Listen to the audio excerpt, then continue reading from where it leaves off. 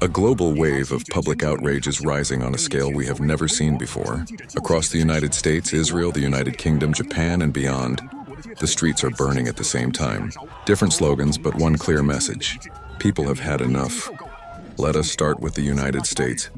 On March 28th, one of the largest protests in American history erupted. Around 9 million people took to the streets across all 50 states and more than 3,000 cities. The message was clear. No King's Trump must step down. 9 million people.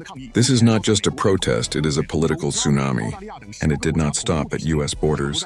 Similar demonstrations spread across Europe, Latin America, Australia, and more than 10 countries worldwide.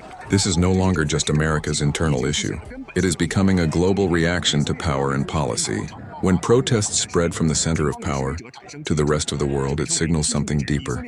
The legitimacy of leadership is being questioned.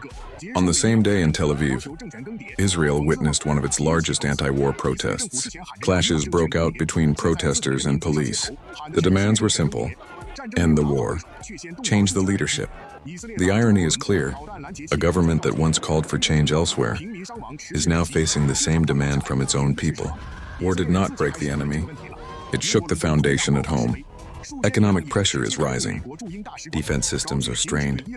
Civilian casualties continue to grow. People are now asking, what are we really gaining from this war? In London, thousands gathered outside the U.S. Embassy. Their message: stop the war. Stop fueling conflict.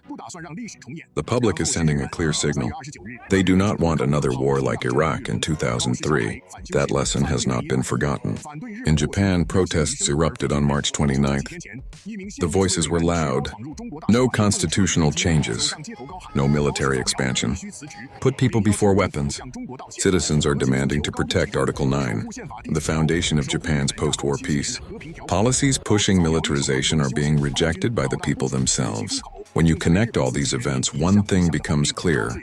These are not isolated protests. This is a global reaction happening at the same time.